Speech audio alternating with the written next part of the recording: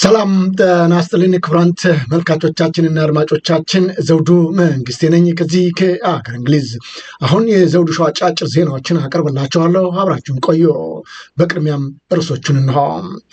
ጠቅላይ ሚኒስትሩ እጅ ሊሰጡ መሆኑ ተገለጸ። መንግስት አሁን መዳከሙ ነው የታወቀው። ፋኖ በዘመቻ አንድነት ታላላቅ ጀብዶችን ፈጸመ፣ በርካታ ከተሞችንም ተቆጣጠረ። የጠቅላይ ሚኒስትሩ ጥያቄም ውድቅ ተደረገበት። የሃይማኖት ተቋሙም የመንግስት ፖሊሶችን አስጠንቅቋል።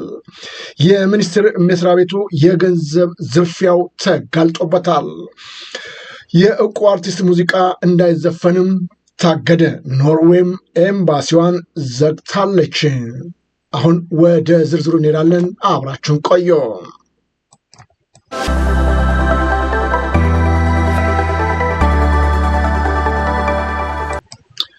ፋኖ በዘመቻ አንድነት የፈጸማቸው ታላላቅ ጀብዶች አሁንም እየቀጠሉ መሆኑ ነው የተገለጸው።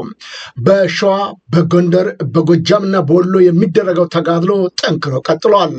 አሁን ወደኋላ ላይ መለስ አማራ እየገሰገሰ መሆኑ ነው የተገለጸው። በጎንደር የተገኙትም ድሎች እጅግ ግሩምና ድንቅ መሆናቸውም ተገልጧል። በ92 አውደ ውጊያዎች በጎንደር ተካሂደዋል። በእነዚህም ውጊያዎች ፋኖ ድል መጎናጸፉ ነው የተገለጸው። በ85 ልዩ ልዩ ቦታዎችም የተካሄደው ውጊያ በ7 ውጊያዎች ላይ የተደረጉት በተመሳሳይ ድግግሞሽ እንደሆነም ነው እየተገለጸ ያለው ከፋኖቹ የሚወጣው መረጃ። በድምሩ 306 ሰዓታትን ያህል የፈጀው ውጊያ በልዩ ልዩ ቦታ መከናወኑን ገልጾ አልፏል ነው። በ18 በመቶ ኃይሉ ካለን ወታደራዊ አቅም ለውጊያም ተጠቅመንበታል ሲል ነው የገለጸው። በሁሉም የጎንደር ዞኖች የተደረጉት ተጋድሎች ውጤታማ እንደሆኑና በጠላት ላይም ሰብአዊ ኪሳራ ማድረሳቸው ነው የተገለጸው። ከ704 በላይ ኃይል መደምሰሱን፣ ከ288 በላይ የቆሰሉ እንዳለና ከ114 በላይ ወታደሮችም መማረካቸውን ነው የጎንደር ፋኖ ያረጋገጠው። ቁሳዊ ኪሳራዎችን በተመለከተም በሰፊው ትልልቅ ድሎች መጎናጸፉን የገለጸው የአማራ ፋኖ በጎንደር 298 የነፍስ ወከፍ መሳሪያዎችን፣ ከ8 በላይ የቡድን መሳሪያዎችን፣ ብሬኖን ስናይፐር ጭምር ሳይቀር የቡድን መሳሪያዎችን በቁጥጥሩ ስር ማዋሉ ነው የተገለጸው። ከ287 በላይ ቦምቦችን፣ ከ6700 በላይ ተተኳሽ ጥይቶችን፣ ከ4 በላይ አይዶኮም ወታደራዊ የመገናኛ ሬዲዮዎችን፣ ከ5 ኩንታል በላይ ተሽከርካሪ ላይ ጉዳት ማድረሱን ገልጿል። ከ14 ነፍስ ወከፍ የጦር መሳሪያ ትጥቅ ይዞ የኮበለ ከጠላት ወገኑ በርካታ ቀጥተኛ ተሳትፎ ያላቸው ልዩ ልዩ የጸጥታ የመረጃና የፖሊስ አመራሮች አስተባባሪዎች ሁሉ መደምሰሳቸውን በበርካታው ተገልጿል።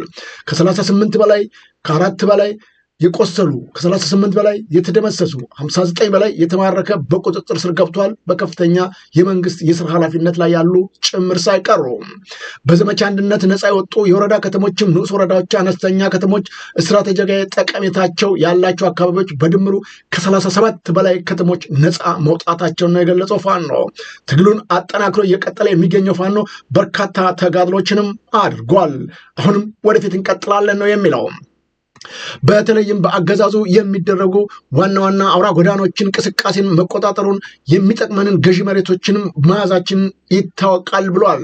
ከ142 በላይ እስረኞችን ከስር አስፈትተናል። በተለያዩ አካባቢዎችም እንደዚሁ ቁጥጥራችንን ጠንክረን ቀጥለንበታል ይላል። ከ3 ወረዳዎች ከ25 ቀበሌዎች በላይ የጠላትን መዋቅር ፈራርሶ የወገን መዋቅር ተሰይሞበታል ይላል ፋኖ። ድሉን ተጎናጽፈናል እያለ ነው። በዘመቻ አንድነት የተፈጠረው የትግል መነሳሳት በሁሉም የአማራ ክልሎች ጠንክሮ የቀጠለ መሆኑን የገለጸው የአማራ ኃይል አሁንም ወደፊት እየገሰገሰ መሆኑና በተለይም በጦሮቹ ከ1500 በላይ አዳዲስ አባላት ትግሉን መቀላቀላቸውን ነው እየገለጸ የሚገኘው። ትግላችን ወደፊት ይቀጥላል። አሁንም በምናደርጋቸው ተጋድሎ ህዝቡ ከጎናችን ጋር መቆሙ ደግሞ እጅግ አበረታችና ኃይል ጉልበት ሆኖናል የሚለው የፋኖ ኃይል በተለያዩ ቦታዎች የሚደረገውን ውጊያ አሁንም አጠናክሮ እንደቀጠለ ነው የገለጸው። በጎንደር በተጨማሪም በተለያይም በመንትያ በጋሻው ክፍለ ጦር መንትያ ብርጌዶች፣ አጥራፉ ብርጌድ እና ይታየው ብርጌድ በወገራ ወረራ የሚገኙ 2 ከተሞችን ወርቀደቦንና ገደብ ብዬ ከተሞችንም መቆጣጠሩን ገልጿል። ውጊያው ጠንካራ የሆነ ቢሆንም ፋኖ ግን ወደኋላ የሚያስብለው አንድም ነገር የለም። ድሉን እየተቆናጸፈው ቀጥሎበታል።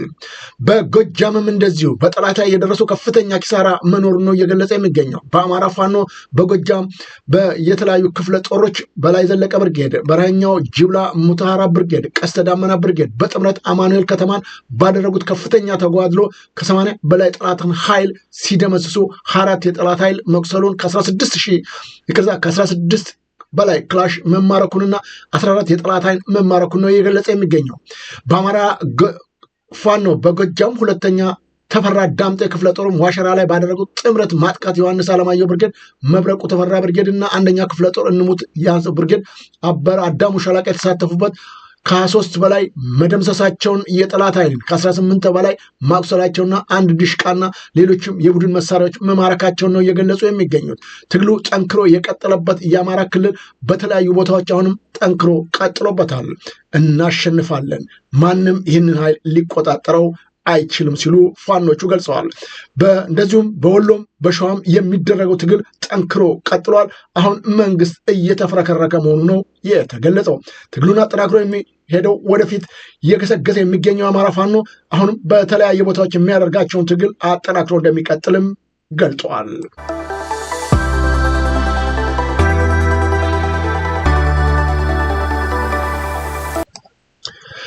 ጠቅላይ ሚኒስትር አብይ አህመድ በትግራይ ክልል የሚገኘውን ፕሬዝዳንት ለመምረጥ ይቻል ዘንድ ጥቆማ እንዲሰጥ መግለጹ አይዘነጋም። ይሁን እንጂ ህወሓት ይህንን አጣጥሎታል፣ ተቀባይነት የሌለውም ሲል ውድቅ አድርጎታል።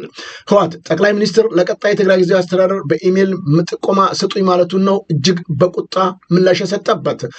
ብቸኛው መሾም አይችልም፣ ጠቅላይ ሚኒስትሩ ብቻውን የመሾም ስልጣንም ኃላፊነት የለውም ሲል ነው ውድቅ ያደረገው። እነ ጀነራል ታደሰ ወረደ ፕሬዝዳንት አድርገን ሹምልን፣ ነገር ግን የፌዴራል መንግስቱን ችላ ብሎታል፣ ያቀረብናቸውን ጥያቄ ሲል ነው በደብዳቤ ያሳወቀው። ይህ የማይሆን ነው፣ ማንም እየመጣ እንደፈለገ ሊያደርጋት አይችልም የትግራይን ክልል ሲሉ በደብዳቤያቸው ገልጸዋል። ድርጅቱን ባወጣው መግለጫ የኢትዮጵያ መንግስት አሁን የተኩስ አቁም ስምምነት መንፈስና ይዘት ወደ ጎን በመተው በተዋዋይ ወገኖች የጋራ ስምምነት ሳይሆን ተገቢ ባልሆኑ ህጎች፣ አዋጆች እየደነገገ በፕሪቶሪያው ስምምነት አንቀጽ 10 መሰረት የትግራይ ጊዜያዊ አስተዳደር የተመሰረተውን በህወሓትና በኢትዮጵያ መንግስት ድርድር ነው። ስለዚህ በትግራይ የተቋቋመው ጊዜያዊ አስተዳደር የፕሪቶሪያው ስምምነት ውጤት እንጂ የኢትዮጵያ መንግስት ብቸኛ ውሳኔ አይደለም ሲል የጠቅላይ ሚኒስትሩን የምረጡ ጥሪ ውድቅ አድርጎታል። በቅርብ ጊዜ ወዲህ የሚላል በመግለጫው የኢትዮጵያ መንግስትና ህወሓት ከስልጣን መወገዱን ተከትሎ በጊዜያዊ ፕሬዝዳንት መተካት ላይ ውይይትም አድርገዋል። በጉባኤው እስካሁን ጊዜያዊ አስተዳደሩ የስራ አፈጻጸምን የገመገመ ሲሆን ጊዜያዊ አስተዳደሩ ፕሬዝዳንት ለመቀየር ተስማምቷል። ስለሆነም የህወሓት ማዕከላዊ ኮሚቴ ጀነራል ታደሰ ወረደን በፕሬዝዳንትነት እንዲሾም ነው የወሰነው ብለዋል። ነገር ግን ከጠቅላይ ሚኒስትሩ ጽሕፈት ቤት የቀረበው አስተያየት ጥሪ ስምምነቱን ችላ ብሎታል። ፕሬዝዳንቱን የመሾም ስልጣን የጠቅላይ ሚኒስትሩ ብቸኛ ውሳኔ መስሎ የፕሪቶሪያውን ስምምነት ስለሚጥስ ተቀባይነት የለውም ሲል ነው የጠቅላይ ሚኒስትር አብይ አህመድን ጥሪ ውድቅ ያደረገው። እንደዚህ አይነት ኢሰብአዊ ድርጊት የፕሪቶሪያ ስምምነት ብቻ ሳይሆን ዓለም አቀፍ ህጉንም ይቃረናሉ። በተጨማሪም የህዝብን ሰላምም ለማፍረስና ግጭት ለመፍጠር እንቅስቃሴ እየተደረጉ ስለሆነ በአስቸኳይ መቆም አለበት ሲል ነው ያሳሰበው። በጠቅላይ ሚኒስትሩ የቀረበውን ጥያቄ ውድቅ ያደረገው ህወሓት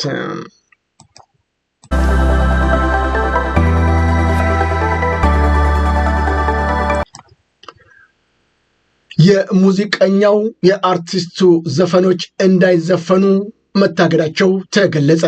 የቶክቻው ሙዚቃ በሲዳማ ክልል በየትኛውም አካባቢ እንዳይከፈት ነው የሲዳማ ክልል መንግስት ትዕዛዝ እየሰጠበት። አርቲስት ቶክቻው ዮሐንስ በቀለ በሲዳማ ክልል የተንሰራፋውን የመልካም አስተዳደር እጦት፣ የተደራጀ ሌብነት፣ ሙስና፣ ቅሌት እንዲሁም አፈና በተመለከተ በማህበራዊ ሚዲያ ጠንከር ያለ ትችት በተከታታይ መሰንዘሩን ተከትሎ ነው የክልሉ መንግስት ትችቱን መቋቋም ተስኖት በገጽታ ላይ ነን አሁን እኛ ይህንን የምንሰራበት ጉዳይ የለም፣ ይህንን ችግር የሚፈጥሩትንም እርምጃ እንወስዳለን ሲል ሙዚቃውን ጭምር እንዳይተላለፍ እግድ የጣለበት የክልሉ መንግስት የዘንድሮ የሲዳማ ብሔር ዘመን መለወጫ ፍቼ ጨምበላላ ላይ የአርቲስቱ ሙዚቃ እንዳይከፈትም ነው የክልሉ ፕሬዝዳንት አቶ ደስታ ሌዴሞ ትዕዛዝ እየሰጡበት። ትዕዛዙ ሐዋሳን ከተማ ጨምሮ ሌሎች አካባቢዎችንም ተግባራዊ እንዳይሆን ነው ይህንን የገለጹት። ይሁን እንጂ ይህም በተመለከተ በተለይም በዘውድ ሾው ሚዲያም ከዚህ ቀደም እያቀረብናቸው እንግዲህ እንደገለጹት ከሆነ በተለይም የኦሮሚያ ክልል የሲዳማን ክልል ለመዋጥ እያደረገ ያለው እንቅስቃሴ ጠንክሮ የቀጠለውና የሲዳማ ህዝብ የተቃወመው ጉዳይ አሁንም እንቅፋት ለመፍጠር እየተንቀሳቀሰ የሚገኘው የሲዳማ ክልል ሳይሆን ራሱ የኦሮሚያ ክልል ነው ሲሉም ገልጠዋል።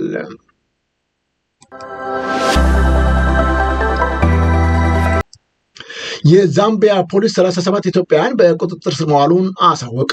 ፖሊስ በሰጠው መግለጫ እንደገለጸው ከሆነ ኢትዮጵያዎቹ በአንድ የጭነት መኪና በሚጓዝበት ወቅት የተያዙት በኤሚፓክ ወረዳ በሚገኝ የፍተሻ ኬላ እንደሆነ ነው የተገለጸው። ኢትዮጵያኖቹን በቁጥጥር ስር ካደረገ በኋላ አሁን ምርመራ እያደረገ እንደሆነም ነው የተገለጸው። በተለይም የተሳፈሩበት መኪና ሲያሽከረክር የነበረው ታንዛኒያዊ አብሯቸው በቁጥጥር ስር መዋሉንም አስረድተዋል። ስካኒያ የጭነት መኪና የታንዛኒያን ታርጋ ቁጥር ያለው መሆኑን የጠቀሰው ፖሊስ ኢትዮጵያውያኑ መኪናውን ከጫነ ዕቃ ጋር አብረው ተጭነው መገኘታቸውን ነው ያሳወቀው። ጉዳዩን አጣርተን አስፈላጊውን እርምጃ የምንወስድ መሆኑ ሊታወቅ ይገባልም ሲል ገልጿል።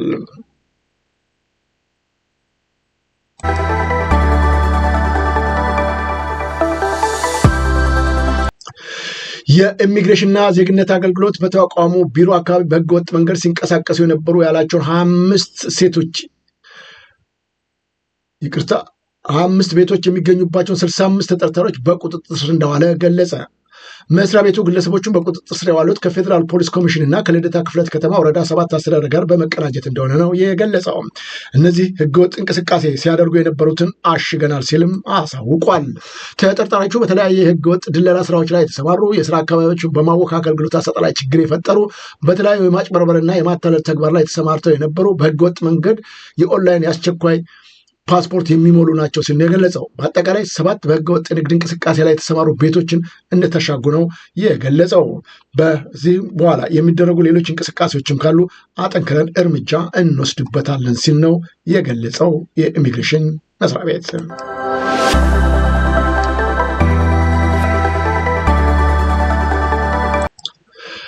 ተቋሙ የተገኘበትን የኦዲት ግዥት ማስተካከል ለማድረግ ዝግጁነት የለውም ሲል የፌዴራል ዋና ኦዲተር አጋለጠ። ከግማሽ ቢሊዮን ብር በላይ የበጀት ጉድለትም ተገኝቶበታል ተባለ። ሚኒስቴር መስሪያ ቤቱም የኢኖቬሽንና ቴክኖሎጂ ሚኒስቴር አላግባብ የህዝብን የመንግስት ሀብት እንዲባክን አድርጓል ሲል ነው በህዝብ ተወካዮች ምክር ቤት የመንግስት ወጪ አስተዳደር ቁጥጥር ጉዳይ ቋሚ ኮሚቴ ያጋለጠው። የመንግስት ገንዘብ አላግባብ እየባከነም ነው ሲል አጋልጧል። በተለይም ቋሚ ኮሚቴው ይህንን ያለው የሚኒስትሩ ፕሮጀክት ውክልና የሰው ሀብት አስተዳደር አፈጻጸም የክዋኔ ሪፖርቱን በገመገመበት ወቅት እንደሆነ ታውቋል። የቋሚ ኮሚቴው ሰብሳቢ የሽመቤት ደምሴ ዶክተር ሚኒስቴር መስሪያ ቤቱ በሚያከናውናቸው ፕሮጀክቶች ወደ ትግበራ ከመግባታቸው በፊት የቅድመ አዋጭነት ጥናት ግምገማ ተደርጎላቸው እንዲከናወኑ አልተደረገም ሲል ነው የገንዘብ መዝበራውን ያጋለጠው። በመንግስት በጀትና በዓለም አቀፍ ድጋፍ ብድር የሚከናወኑ ፕሮጀክቶች የትግበራው ቅድመ ተከተል ሰጥቷቸው ለምክር ሀሳብ ለሚመለከታቸው አካላት ለማቅረብ ተገቢነት የሌለው ሲሉም ገልጸውታል።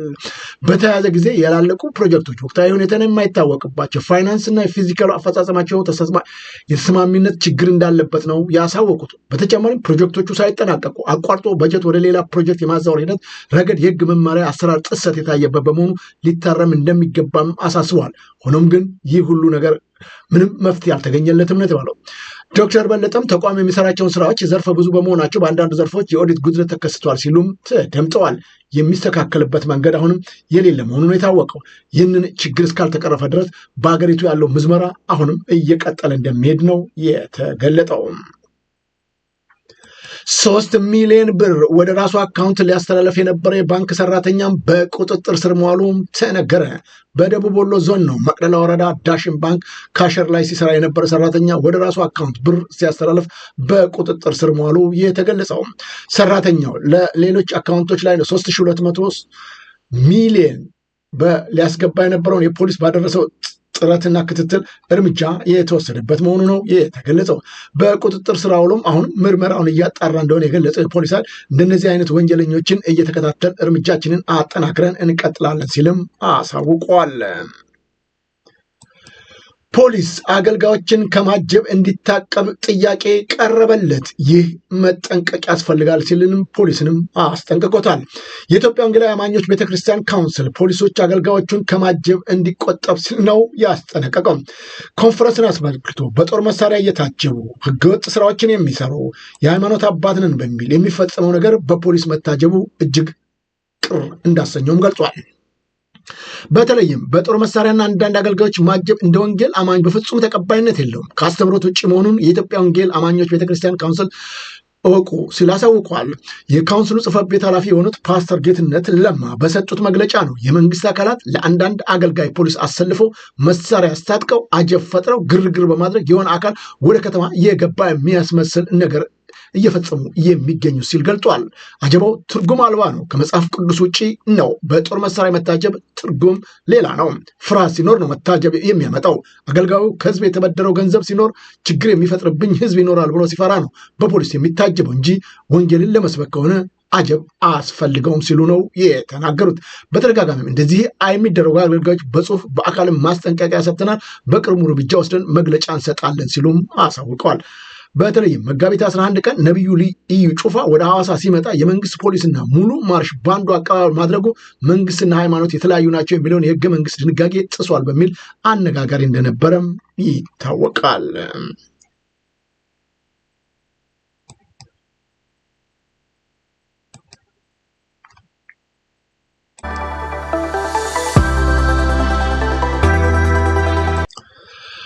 ደቡብ ሱዳን ተቀዳሚ ምክትል ፕሬዝዳንት ሬክ ማቻርን በፕሬዝዳንት ሳልቫኪር ትዕዛዝ መታሰራቸው ተሰማ።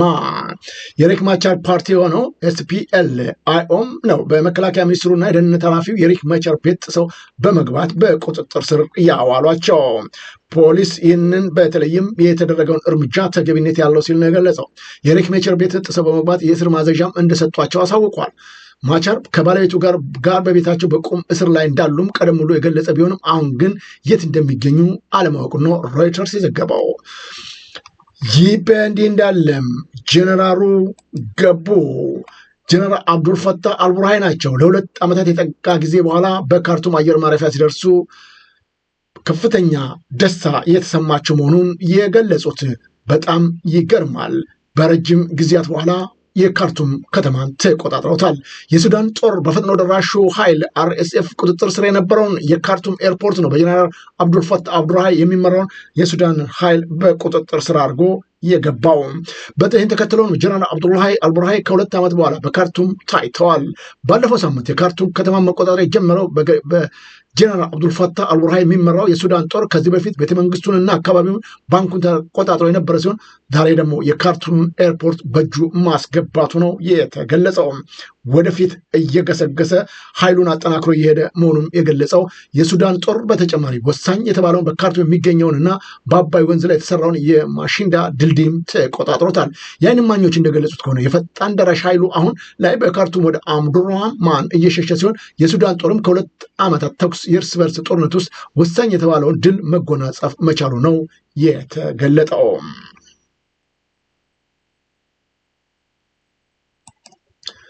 በቂ መስጊድ አለን፣ የምንሻው ሆስፒታል ነው አሉ ፕሬዚዳንቱ። የቡርኪና ፋሶ በኃይል ስልጣን ላይ ያለውን ጊዜያዊ መንግስት ከሳውዲ አረቢያ ያቀረበውን መስጊድ እንሰራላለን ጥያቄ ውድቅ አድርጎታል። ሳውዲ አረቢያ በቡርኪና ፋሶ ከ200 በላይ መስጊድ ለመገንባት የገንዘብ ድጋፍ ለማድረግ ጥያቄ ብታቀርብም ፕሬዚዳንቱ ግን ይህንን አልተቀበሉትም። አሁን በእኔ ከፍተኛ ቁጥር ያለው መስጊዶች አሉኝ፣ ከ68% በላይ ለሚሆነው የቡርኪና ፋሶ ሙስሊም ማህበረሰብ አሁን ያለው መስጊድ ከበቂም በላይ በቂ ነው። መስጊድ የአማኞች መስበኪያ ከተጠቃሚው ህዝብ ቁጥር ጋር ተጣጥሞ የሚቀርብ እንጂ አንድ መስጊድ ለአንድ አማኝ ለማዳረስ አይደለም ሲሉ ጥያቄያቸውን ወይም እናግዛለን የሚለውን ውድቅ አድርገውታል። በቂ መስጊድ ስላለን ከቻላችሁ ሆስፒታል፣ ትምህርት ቤት፣ መንገድ፣ ሌሎች መሰረተ ልማት እንድንሰራ አግዙን የሚል ጥሪ ነው ያቀረቡት።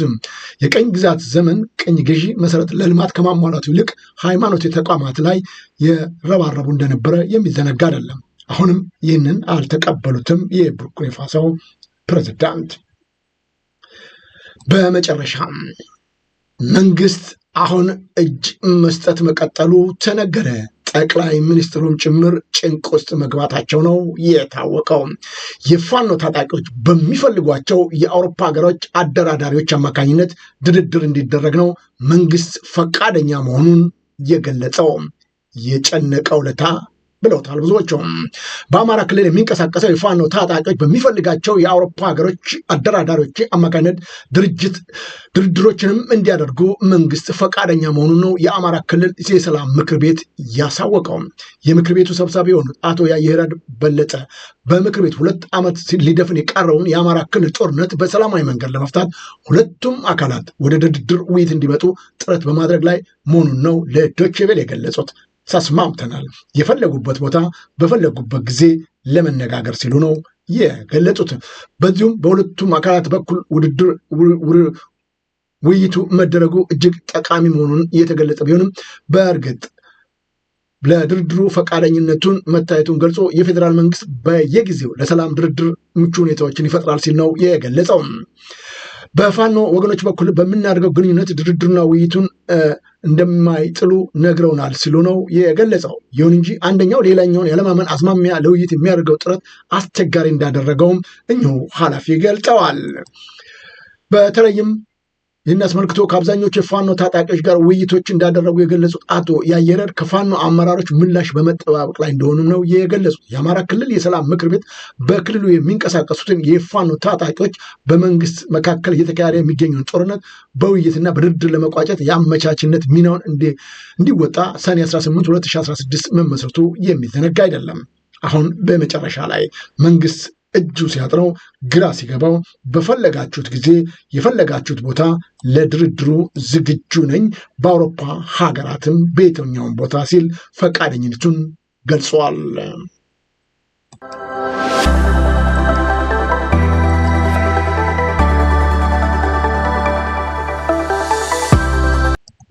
ክቡራን ተመልካቾቻችንና አድማጮቻችን ለአሁኑ ያቀረብኩላቸው የዘውዱ ሾው ዜናዎች እነዚህን ይመስሉ ነበረ። በቀጣይ ዝግጅቶቻችን እስከምንገናኝ ሰላም ጤና ይስጥልኝ እያልኩ የምሰናበታችሁ ዜናውን በማቅረብ እስካሁን ከእናንተ ጋር የነበርኩት እኔ ዘውዱ መንግስት የነበርኩኝ። መልካም ጊዜ።